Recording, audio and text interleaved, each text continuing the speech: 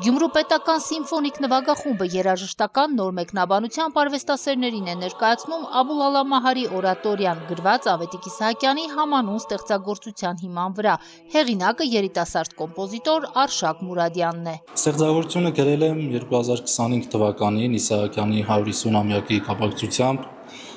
կատարվեց 3 մաս և նպատակս էր ստեղծագործությունը հնչեցնել ամբողջովին բոլոր 7 մասերով, ինչպես հեղինակն է գրել։ Աբուլալա Մահարին ըստ հեղինակի արդիական է հնչում նաև մեր օրերում։ Օրատորիան կատարելու համար ստեղծվել է նոր քարաձայն երգչախումբ։ Հավաքեցի իմ ընկերներին, երաժիշտ գոլեգաներիս, ովքեր մեծ սիրով անշահախնդրորեն կանգնեցին իմ կողքին, հիմնեցինք երգչախումբ, շատ կուզենամ, որ Գյումրին ունենա պետական կամերային երգչախումբ։ Այսօր մենք ներկայացրեցինք գյումրեցի հերթական տաղանդ Արշակ Մուրադյանի Աբուլալա Մահարի Իսահակյանի գրված օրատորիան, պրեմիերան հնչեց Գյումրու սիմֆոնիկ նվագախումբներ երգչախումբը կազմավորված եւ ես պետք է անպայման դիմեմ ղեկավարությանը Գյումրի, որպեսզի երգչախումբ ստեղծեն նաեւ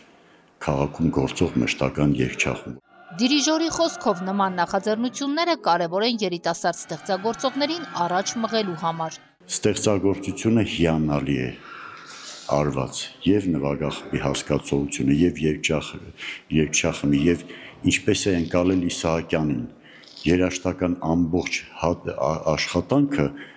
այդ Իսահակյանի մտքերի լուսաբանումն էր կարծես։ Աբուլալա Մահարի օրատորիայի պրեմիերան մշակութային կարևոր իրադարձություն է Գյումրիում, խրախուսելու երիտասարդ ստեղծագործողներին եւ ժամանակակից երաժշտության տարածումը համոզված է արվեստի վաստակավոր գործիչը։